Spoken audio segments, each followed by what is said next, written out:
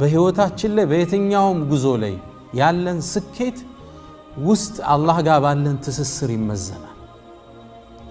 አሊያ ለጊዜው አሸብ ርቀት ተጠፋለ ረጅም ርቀት መራመዳችን ትግሉ የት ጋር የሚጀምር ውስጥ ነው። ለዛ ነው የውስጥ ጽዳት ያለ የዛሬው ፕሮግራም በጣም አድፈዋል ውስጦቻችን። ኩራት በዲን ስም ተንሰራፍቷል። ሪያ ነው ስራዎቻችን ሁሉ ይይልኝ ነው። እርምጃችን ሁሉ መደነቅን መጨብጨብን ፍለጋ ሲቃወም ለነፍስያው እንጂ ለአላህ ሲል አይደለም። ሁሉ ነገር ከውስጥ ጋር ያያዛል። አቡበክር الصديق رضي الله تعالى عنه የስኬታቸው ሚስጥር ምን ይመስላችኋል? ዑለማዎቹ ይንገሩን፣ ሰለፎቹ ምን ይላሉ? لم يكن أبو بكر فقيرا كأبي ذر وأبي هريرة أبو بكر عند أبو هريرة عند أبو ذر دهال نبرة ችግርን አላየም ሀብታም ነበር። ولكن وكان أفضل منهما ከሁለቱ ግን አላህ ዘንድ በደረጃ ይበልጣል። صديق هذه الأمة እንዴት በለጣቸው? አቡ ዘር ያለውን ንብረት ሁሉ ሰደቃ የሰጠ ድህነት መገለጫ የሆነ ሰው ነው። እንኳን ንብረት ሰው ከጎኑ አልነበረም። يرحم الله أبي ذر يمشي وحده ብቻውን ተነጥሎ ሰው ጋር የሚኖር ነው። አንድ ሰሃባ ይዘይረው ቤቱ ሄደ። ቤቱ ሲመለከተው ከወዶቃ ውጭ ከምግብ ሳህን ውጭ የለም። የአባ ዘር የጣልከው ቃህን አለው። ወደዛኛው ክላስ ልከነው ነው አለው። የትኛው ክላስ አለው? ሌላ ክላስ ያለ መስሎት ነው። አይ ወደሚቀጥለው ዓለም ቤቴ ልኬው ነው አለው። ደሃ ነበር አቡ ዘር። አቡ ሁረይራ ድህነት ያንገላታው ሰው ነበር። እኔ ይላል ከመራቤ የተነሳ አንዳንዴ ረሃብ መንገድ ላይ ይጥለኛል በመካ ፀሐይ ይላል። ሰው በሽታ ይጣለኝ ይመስለው ነበር፣ ሆዴ የሚበላው አጥቶ ነበር ይላል አቡ ሁረይራ። ብዙ ጊዜ ይወድቁ ነበር ርቧቸው። ነገር ግን አቡበክር ከነሱ ይበልጣል በደረጃ። ምስጢሩ ምንድነው? ይቀጥላሉ። لم يعذب كثيرا كخباب وبلال والسمية وياسر عند ياسر عند سمية عند بلال عند خباب التقطقط التسقاي عند بلال እዛ ሞቃታማ በረሃ ላይ አልተጎተተም። ولكن كان أفضل منه ግን በደረጃ ይበልጣቸዋል። ምንድነው ሚስጥሩ? ነቢላል መከራ አይተዋል። what is the secret? ይቀጥላሉ።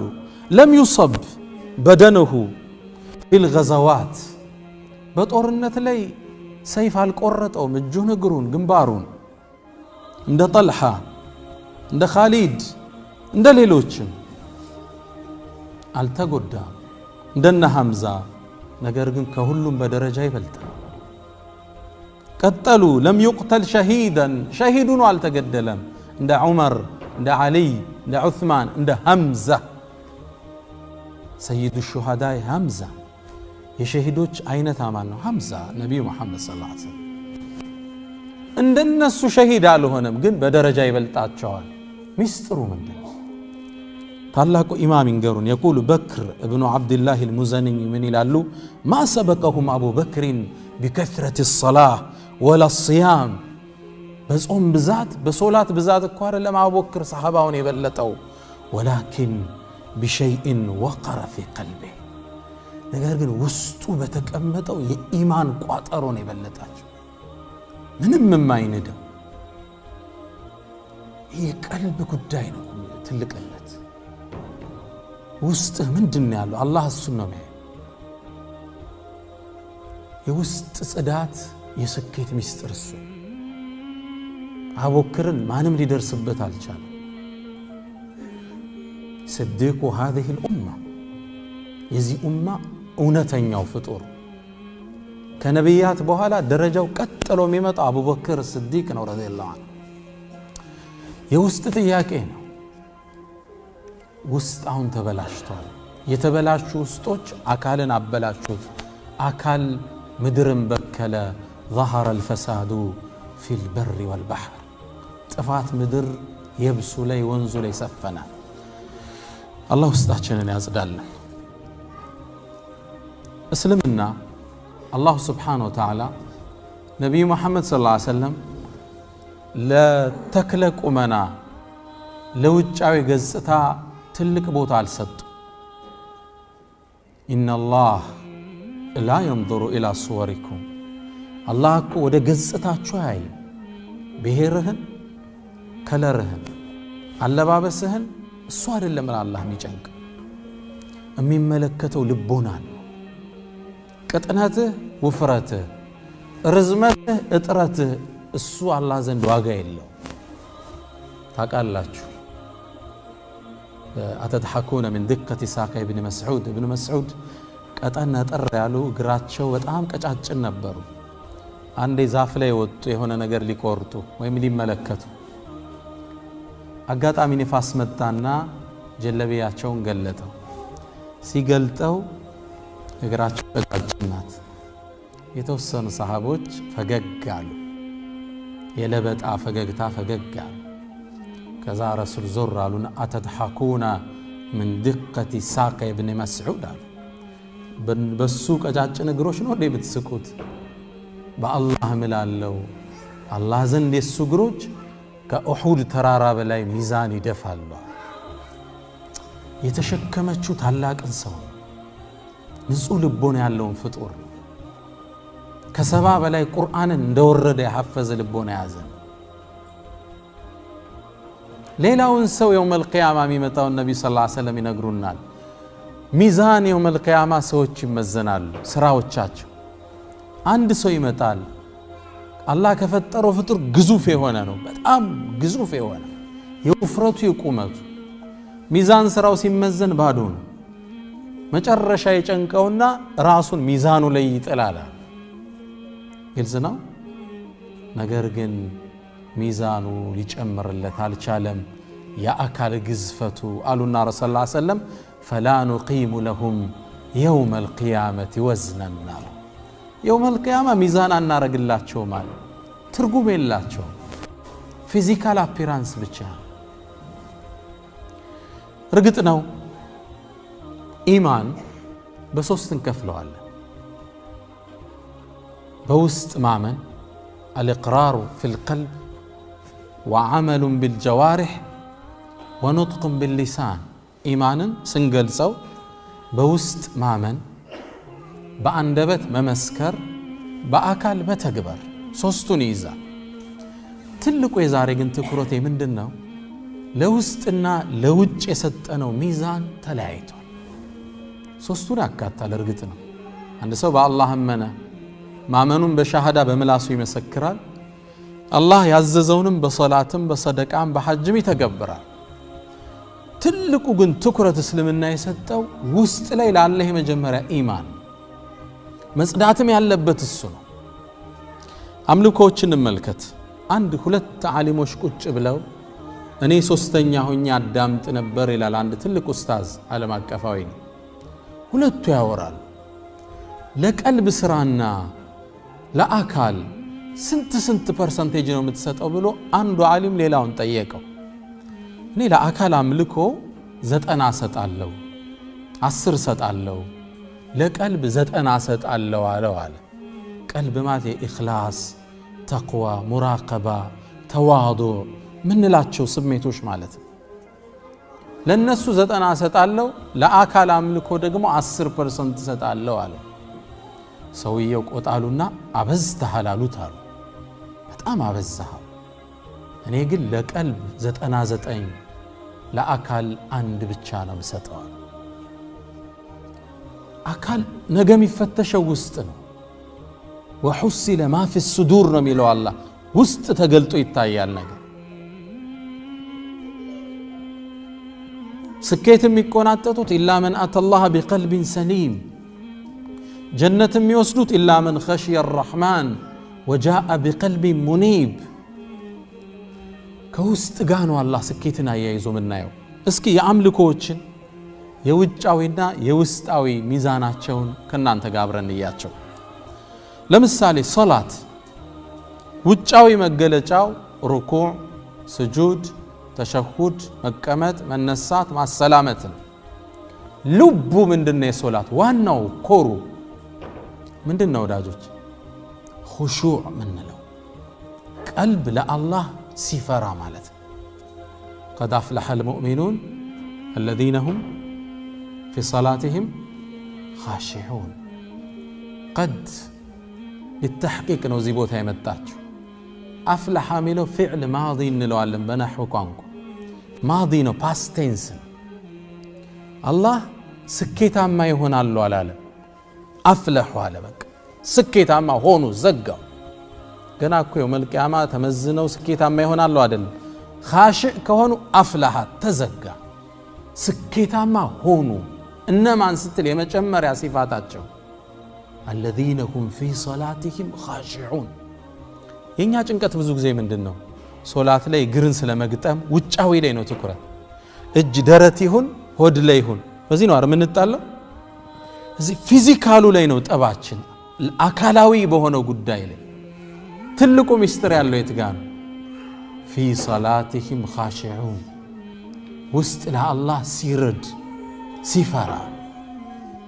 የሶላት ገጽታ አሁን የጠቀስነው ነው። ሶፍ ሰርተ መቆም፣ እግር መግጠም፣ እጅ ላይ ይሁን ታች ማረግ፣ ይሄ ነው ሚስጥሩና። ግን ዋናው ፓርቱ 99 የት ጋር ነው ያለው? ልብ ቀልብ ውስጥ። ቀልብን በፍራቻ መሙላት መሰበር ማለት ነው። في صلاتهم خاشعون። ነብዩ ሰለላሁ ዐለይሂ ወሰለም አንድ ሰው ሶላት ላይ ያለውን ደረጃ ሲነግሩን ሊያገኝ የሚችለው ደረጃ አእምሮ ከቀልቡ ጋር ተሰፍቶ ሶላትን ባስተነተነበት ልክ ብቻ። ግልጽ ነው። አእምሮ አንዳንዱ ሶፍ ላይ ቆሞ 1% ያገኛል፣ ሌላኛው 2% ያገኛል፣ 10 ከ10 ያገኛል። ግልጽ ነው። ለዛ ነው ኢብኑል ቀይም ረሂመሁላህ ምን ይላሉ? ሁለት ሰዎች እኮ መስጂድ ላይ ገብተው አንድ ሶፍ ላይ ይቆማሉ፣ በዛ ሶላት ላይ ያገኙት የደረጃ ልዩነት ከመሬት እስከ ሰማይ ያለያያቸዋል ይላል። ይሄኛው ኹሹዕ ላይ ነው። ሶላቱን አስተንትኖታል። አናስተነትንም ብንልስ ምርጫ አለ? ከሶላት መውጣት እንችላለን። ገብተሃል እኮ አለማስተንተን እኮ የሚገርም ነው። አላህ ኢኽላስ እንትኑን ይስተን ኹሹዕን ሐቂቃ ገብተሃል እኮ ሶላት አትወጣም እኮ። ከአራት ረክዓ በፊት አሱራውን መውጣት አትችልም። ማይቀርልህ ነገር ለምን አስተንተን አትሰግደውም? ኹሹዕ የጠፋ እሱ ጋር ትኩረት አልሰጠም። አንዴ ይባላል አንድ ኢማም ከሰለፎች ውስጥ መስጂድ ኢማም ናቸው፣ ሊያሰግዱ ገቡ። ማሰገድ ጀመሩ አላሁ አክበር ብለው። እርሳቸውን አጋጣሚ ወደዛ ሰፈር ሊጎበኙ የሄዱ ዛካዊ ሰፈር 3 ወጣቶች አሉ። ተጅዊድ አቀራራቸው ፐርፌክት ነው። መስጂድ ገቡና ተከትለው ሰገዱ። ያን ሰፈር አያውቁትም። ሲሰግዱ ኢማሙ ሲያሰግዱ ትልቅ ሸኽ ናቸው፣ ግን ተጅዊዳቸው ደካማ ነበር። አንደበታቸው ብዙ አይሰማ እና እንደምንም አድርገው ሶላቱን ሲያሰግዱት እነዛ ሰዎች ሶላት ላይ ሆነ ወጣቶቹ ተሳቀቁ። እንዴት አይነት አቀራር ነው የሚቀሩት? ምን አይነት ሶላት ነው? እየተቿቸው ሶላትን ጨረሱ። ሶላት ውስጡ ነው ድምጽ እያሰሙ አስተካክል ይሏቸው ነበር እያሉ ሰበርከው ምናምን ለማለት።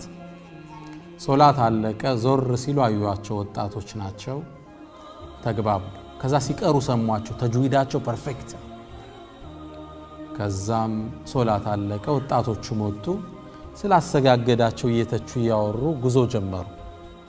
በረሃውን ሲያቋርጡ አንድ ትልቅ አንበሳ ፊት ለፊታቸው መጣ። የት ይግቡ? ሩጫ ተጀመረ። ዛፍ ላይ ተንጠለጠሉ። እንዴት ይውረዱ? አንበሳው ቆሟል። ዛሬ አለቀልን ብለው ተስፋ እንደቆረጡ ከትንሽ ደቂቃ በኋላ ይሸኽ መጡ። አጋጣሚ መዛልፈው ነው የሚሄዱት ወደ ቤታቸው። ሲያዩዋቸው ዛፍ ላይ ተንጠልጥለዋል። ከታች አንበሳ ይጮሃል።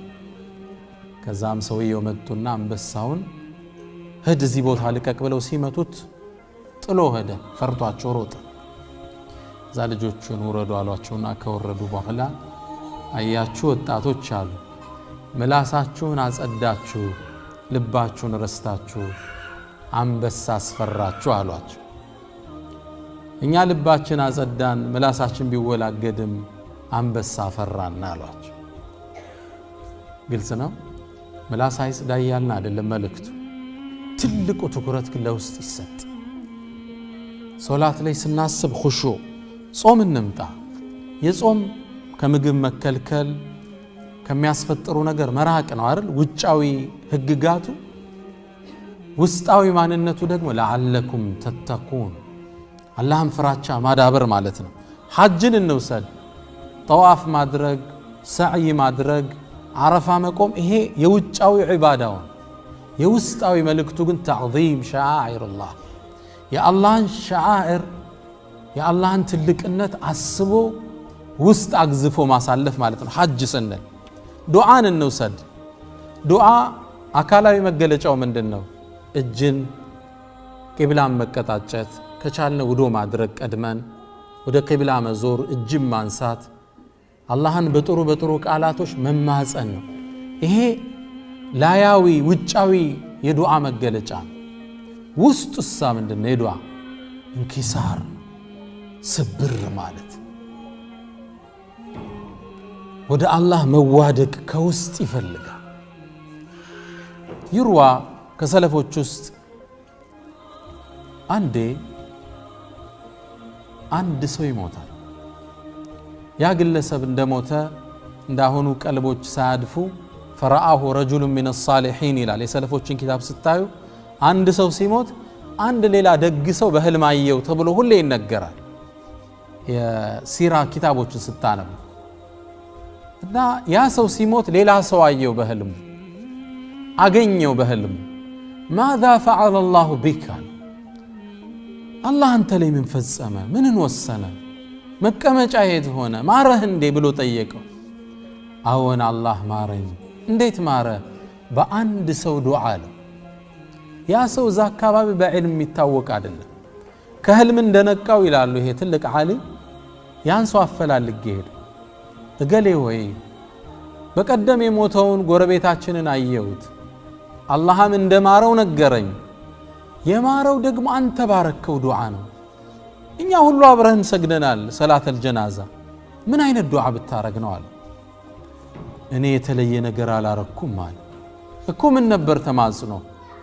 እኔ ያልኩት ጀናዛው ፊት ለፊቴ ሲቀመጥ አዘም የሰላተል ጀናዛ ዱዓን ሰውየው አያውቀው። አሁን ምን ነው አለ اللهم اغفر له وارحمه وعافه وعفو አለ አይደል? ዱዓ ምን ነው? ሰውየው ትንሽ ዒልም ደካማ ነው አላሐፈዘው። ከዛ ሳየው ግን አሳዘነ ጀናዛውና አንድ ዱዓ አልኳሉ اللهم إن هذا لو كان ضيفي لأكرمته አልኳ። አላህ ወይ ይህ ሰው የኔ እንግዳ ዛሬ ቢሆን والله እንከባከበው ነበር፣ በደንብ አስተናግደው ነበር። وهو اليوم ضيفك وأنت أكرم الأكرمين ዛሬ ያንተ እንግዳ ነው፣ እባክህን ተንከባከበው አልኳ። የቸሮቹ ቸር ነህ አንተ፣ እባክህን ይችን ዱዓ ነው ያልኳ።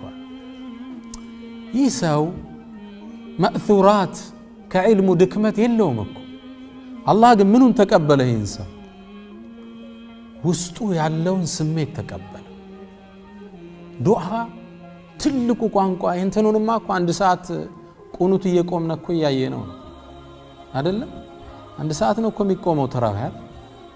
የዱዓው ርዝመት ከቃላቶች አይደለም ከውስጥ የቀሩ ነገሮች አሉ ማለት ነው። ቁርአንን እንውሰድ እንግዲህ የአምልኮችን ውጫዊና ውስጣዊ ማንነት እያየን። ቁርአን ላይኛ መገለጫው ድምፅን አሳምሮ መቅራት፣ ተጅዊዱን ማስተካከል፣ ይሄ ላያዊ መገለጫው። ውስጣዊ መገለጫው ቁርአኑን ማስተንተን። አፈላ የተደበሩን አልቁርአን ይላል አላህ። ቁርአንን አያስተነትኑትም እንዴ? አም አላ ቁሉብን አቅፋሉሃ ነው ውስጥ ታትሟል። የተዘጋ የተቆለፈ ነገር አለን ወይ? የቁርአን ላዩን አሳምረን በተጅዊድ መቅራት አዎ ሱና ነው፣ ግዴታም ነው ማሻሻል። መእثራት ዱዓዎችን ማፈዙ እሱም ግዴታ ነው፣ ተፈላጊ ነው። ትኩረት ግን ሊሰጥ የሚገባው ለየት ነው? ለተጅዊዱ። ከተጅዊዱ በላይ ቁርአኑ ወደ ማስተንተን። ለዛ ነው ኢብኑ አባስ ምን ይላሉ? ቁርአንን ስትቀሩ ግጥም እንደሚያነብ ሰው አትሁኑ ይላሉ። ዝም ብላችሁ አታወዛውዙት ولكن قفوا عند عجائبه وحركوا بها القلوب ከአጃኢቡ ቆም በሉና ቀልብን አመላልሷት ይልዘነው ቆማችሁ መላልሱት አንቀጹን بسم الله الرحمن الرحيم ቁርአኑን አሁን ስንከፍተው ይሄን እናገኛለን ይሄን እኔ 10 የሚደጋግሙ ሰዎች አቃል ከፍተውት بسم الله الرحمن الرحيم ጥልቅ ነው ማዕና بسم الله الرحمن الرحيم እስኪ ዝም ብላችሁ ድገሙት 10 የከፍታችሁ بسم الله الرحمن الرحيم ማለፋችሁ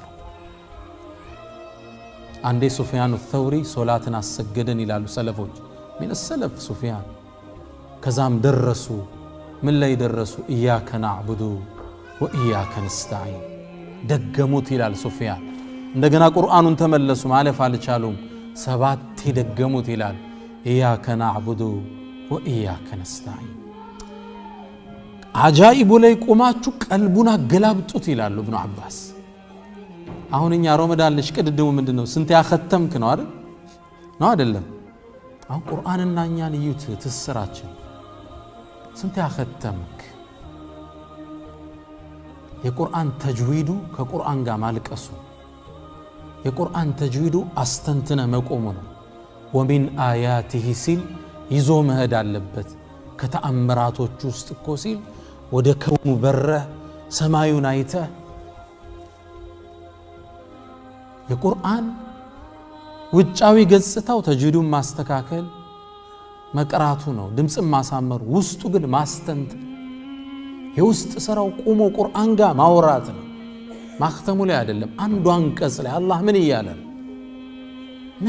ነው አላህ እዚህ ቦታ ላይ قفوا عند عجائبه وحركوا بها القلوب ከቁርአን ተአምሮ ላይ ቆሙና ልብና ገላብጡት ይላሉ ኢብኑ አባስ አታምልጡት ዳችሁ ቶሎ ለማختም አትሩጡ ሱሙኑን አትቁጠሩ ቁሙ ዛንቀጽ ላይ ከበድ ካላችሁ ተፍሲሩን ከጎን ይዩት ቁሙ ዛው ጋር ተጫወቱ ቀልብ ያኔ ነው የምትፈወሰው ሽፋኡ ሊማ ፊ الصدور የተባለው ያኔ ነው ላዩን በመቅራት አይደለም ቁርአን ጋር ማውራት ስችል ነው ህመሞች ሚለቁ በአይን የገባብ በወሬ የገባብ ማዕሲያዎች ልብህን ያጠቆሩት ሚፋቁት ያኔ ነው ቀልብ መዋዛት ሲጀምር ያኔ ረቂቅ ይሆናል አልቃሻ ይሆናል ድንጉጥ ይሆናል ኻሺዕ ይሆናል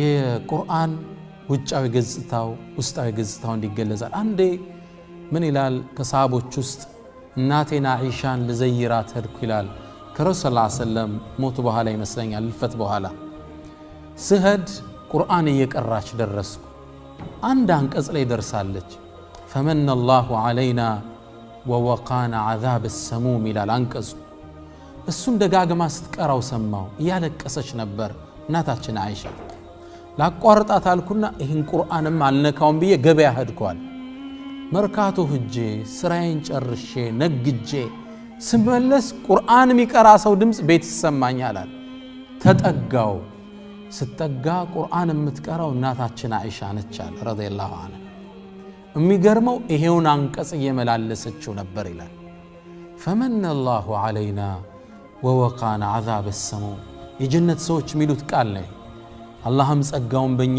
ላይ ችሮታውን ዋለ ካሳማሚው ሳት ማራቀን እያሉ የጀነት ሰዎች ያላህን ጸጋ ጀነት ውስጥ ነው የሚያስታውሱበት አንቀጽ ነው ከነሱ ጋር ሁኜ ይሄን ለው ይሆን ነው የእናታችን አይሻ ጭንቀት የነብዩ ሰለላሁ ዐለይሂ ወሰለም ባለቤት እኮ ነች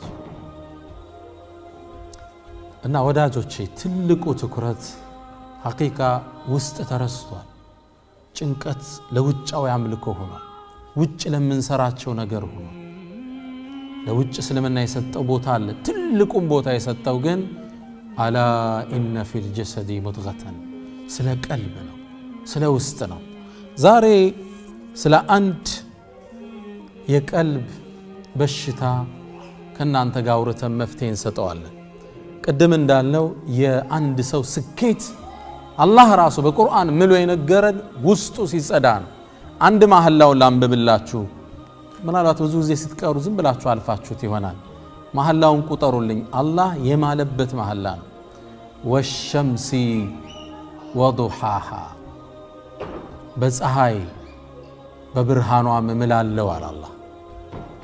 ወልቀመሪ ኢዛ ተላሃ በጨረቃም ፀሐይም በተከተለች ጊዜ እየማለ ነው አላህ። ቁጠሩልኝ ማአላሁ ምን ሊያሰርጽልን ይሆን?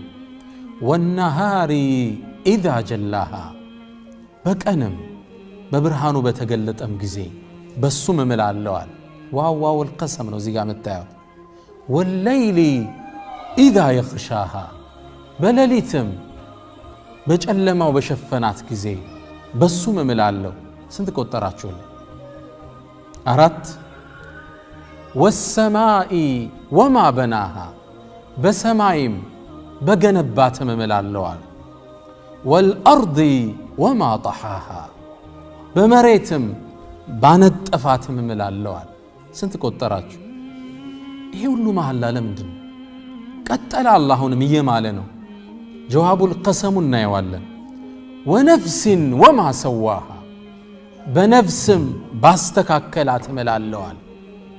ፈአልሃመሃ ፉጁረሃ ወተቅዋሃ ጥፋቷንም ጥንቃቄዋንም ባስተማራት ጌታ እምላለዋል። ይህ ሁሉ መሐላ ነው። ከዛ ጀዋቡል ቀሰም አመጣ። የመሐላውን ውጤት አላህ አመጣው። ቀድ አፍላሃ መን ዘካሃ ወቀድ ኻበ መን ደሳሃ። ቀድ አፍላሃ ስኬታማ ሆናል አላህ። መን ዘካሃ ያጸዳት ሰው ርዕሱ የተያዘው ከዚህ ነው። ቀድ አፍላሃ መን ዘካሃ እሷን ያጸዳት ከኩራት ከሪያ ከዩልኝ በራስ ከመገረም ሌሎችን ከማሐሰድ ከዚህ ሁሉ ያጸዳት ሰው ስኬትን ተቆጣጠራል አላህ። ወቀድ ኻብ ከሰረ ጠፋ መን ደሳሃ በወንጀል ያጠባት ሰው በመመቀኘት በይልኝ በኩራት ያበላሻት ሰው ከሰራል አላህ።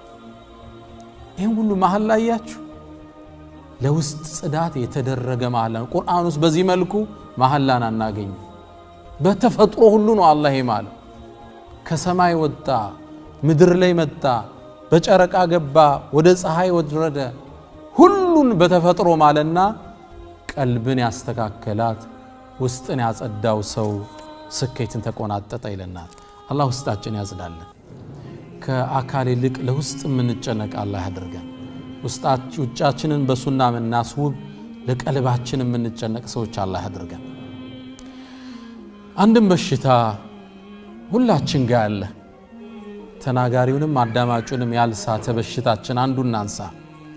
ኩራት የምንለው በራስ መኮፈስ፣ ራስን ከሌሎች ከፍ አድርጎ ማየት፣ እበልጣለሁ ብሎ ማሰብ፣ በብሔሩ፣ በከለሩ፣ በኢኮኖሚ ስታተሱ፣ በዕልሙ፣ በልቲዛሙ ብቻ ባለው ነገር ከሌላው እበልጣለሁ ብሎ መኮፈስ በሽታ የዘመናችን በሽታ ሆነ። ሰው ከሌላ እንደሚበልጥ የሚያስብበት ታይም ላይ እንገኛለን። ኩራት የአላህ ብቻ ነች።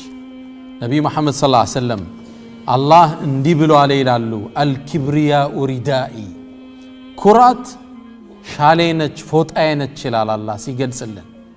ወልዐዘመቱ ኢዛሪ ታላቅነት ለኔ ሽርጤ ነች ይላል። ግልጽ ነው። ፎጣ ከላይ ከታች ሽርጥ ነው አይደል? አንድ ሰው ወሳኝ ልብስ ነው አይደል? ይሄ ግልጽ ነው። በተለይ ለዛ ለአረቡ ትውልድ በጣም ይገባው ነበር። ፈመን ናዘዐኒ ዋሂደን ሚንሁማ አልቀይቱሁ ፊ ጀሃነመ ወላ ኡባሊ ከሁለቱ አንዱን ልቀመህ ያለኝ ጀሃነም እጥለዋለሁ ለእርሷ አልጨነቅም ይላል። መኩራት ለአርረሕማን ብቻ። እኔ እናንተ ኩራት አልተፈቀደልንም። ሚያስኮራስ ማንነት መቻለንና ሰለፎች አሰሃቦች ምትቃለ ዘራ የስንዴ ታህል የጤፍ ያህል ኩራት ውስጣቸው እንዳይገባ ፍርሃት ውስጥ ነው የሚኖሩት። አንዴ አብዱላህ ብኑ ዑመርና አብዱላህ ብኑ ዓምር ብኑ ልዓስ ተገናኙ። የዑመር ብኑ ልኸጣብ ልጅና የዓምር ብኑ ልዓስ ልጅ ሁለቱ የት ጋር ተገናኙ? ሙዝደሊፋ ላይ ተገናኙ። ሲያወሩ አያቸዋለሁ ይላል ሰሃቢዩ። ሲያወሩ አየዋቸው። ከዛ የዓምር ብኑ ልዓስ ልጅ አብደላህ ለቆት አብደላህ ብን ዑመርን ሄደ። አብደላህ ብን ዑመር ካለበት ቦታ ላይ ቆሞ ማልቀስ ጀመረ። እንደተለያየ ደነገጥኩ። ሩጭ ሄድኩና ያ አብደላህ አልኳቸው፣ አንተ አብደላህ ሆይ ምንድነው የሚያስለቅስ አልኩት። ወሃዛ አለኝ አለ፣ ያ ሰው ነው ያስለቀሰኝ። ማንን ነው? ዞር ስል አብደላህ ብኑ ዓምር ብኑ ልዓስ ልጅ ነው። ምን አለ ታዲያ? ከነቢዩ ሰለላሁ ዐለይሂ ወሰለም አንድን ሐዲስ ሰማው ብሎ ነግሮኝ ነው አለኝ አለ። ምን ሚለውን ሐዲስ አልኩት። ይችን ነገረኝ ይላል፣ ስሟት።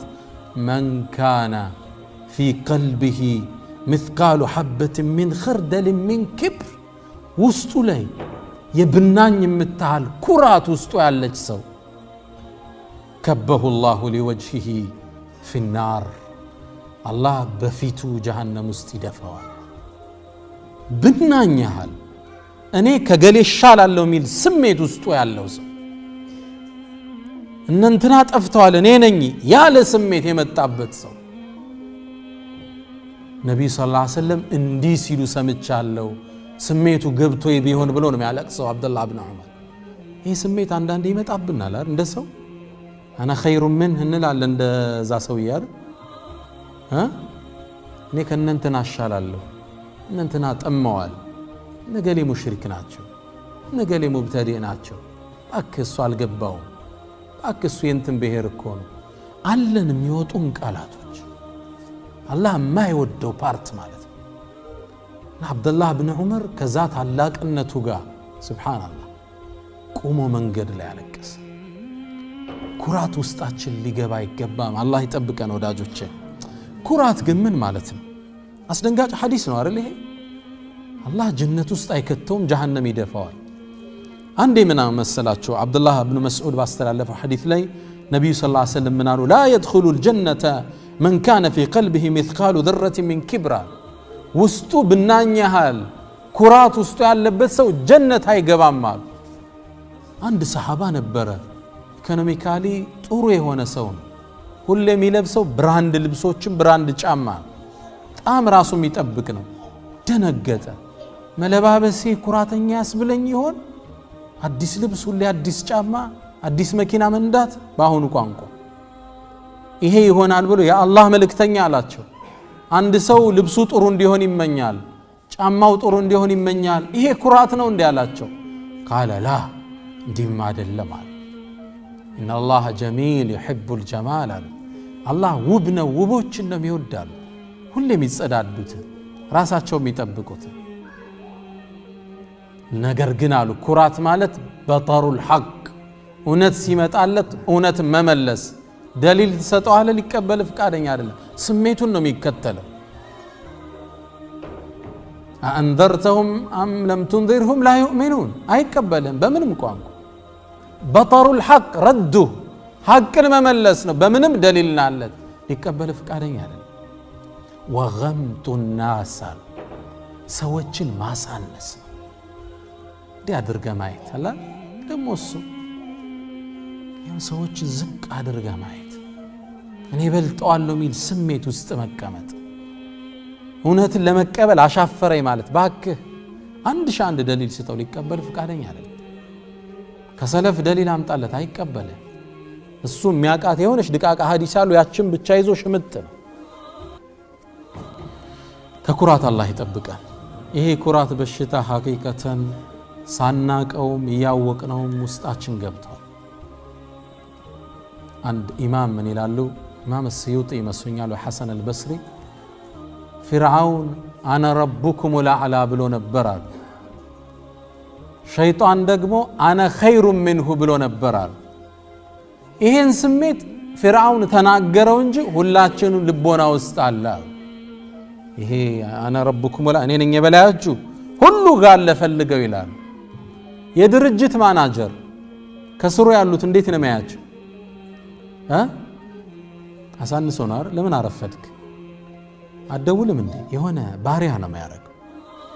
ልክ ምክትሉ ደግሞ ከስሩ ያሉትን የዲፓርትመንት ኃላፊ የሆነ ከስሩ ደግሞ አለ፣ እሱም ከዛ የተቀበለው ሙቀት አለ። እነሱንም አንተ ለምን ታረፍዳለህ?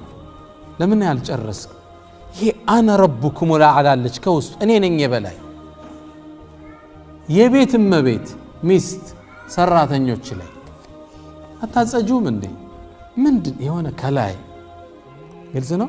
ከላይ የመንጠልጠል ስሜት አለች። ፊርዓውንን አውጥቶ አደባባይ የለቀቃት አለ ሁላችን ውስጥ በዲን ስምና አና ኸይሩ ምን እኔ በልጠዋል እባክህ ወዳል ወሙድል እባክህ እነሱ የጠመሙ ናቸው፣ እባክህ እንትና ሙሽሪክ ናቸው፣ እገሌ ካፊር ናቸው። ከላይ ነው እሱ ታፔላ ሰጭን የጀነትን የጀሃነም እቺ ስሜት እየገባች ነው ውስጣችን ውስጥ ጠፋን ማለት ነው። ያለ ትንሽ አላህ ካየብን ጺምህር ዘም ተሐጁድ ስትሰግድ ምትቆም ሁን ቁርአንን ሕፈዝ ዳዒ ሁን አላህ ለአንተ ቫልዩ አይሰጥም። ያ ትንሽ አይይባህ አላህ እኔ በለጥኩ ከንትና ካልክ ጠፍተሃል። ያ ለስኬት አልታጨ ህይወት ላይ የሚገጥም ስንክሳር የነዚህ ውጤት ናቸው። ይሁን አላህ ካንተ ያያት ኩራት አለች የሆነች ውስጥን ጥር የምትል አላህ ይጠብቀን ሁላችን።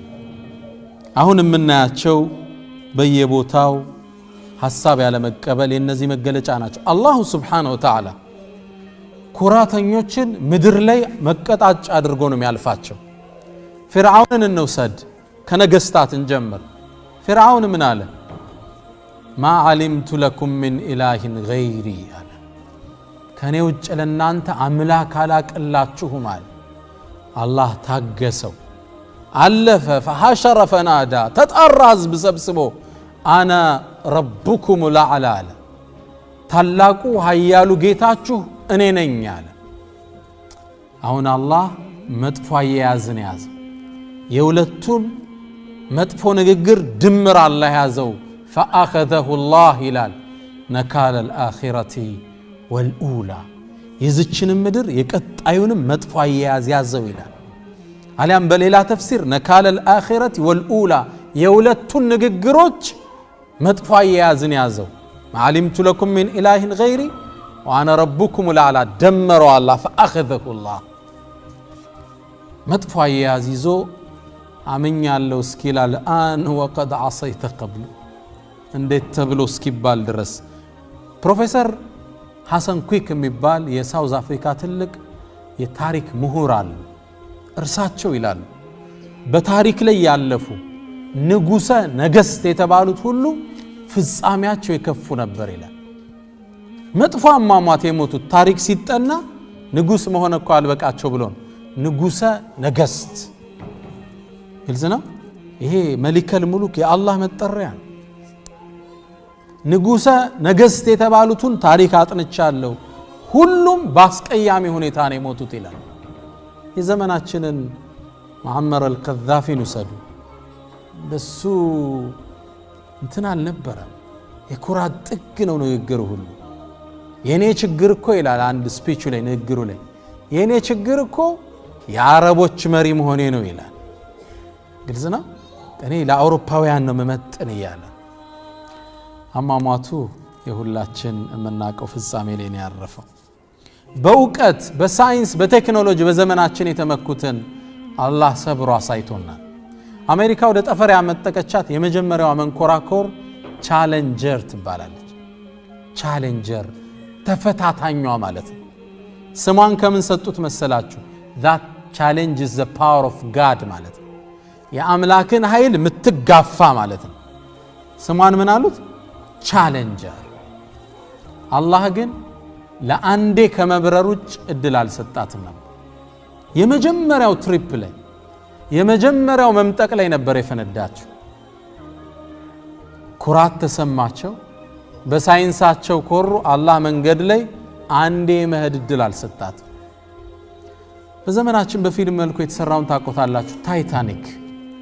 ታይታኒክ ነጮቹ ሲገነቡት በመርከቦቹ ዓለም ግዙፍ የሚባል በጣም የተደራጀ በጣም ዘመናዊ አድርገው ጨረሱት። እንደ ጨረሱት አንዲት ቃል ተናገሩ። even God cannot sink it አሉ።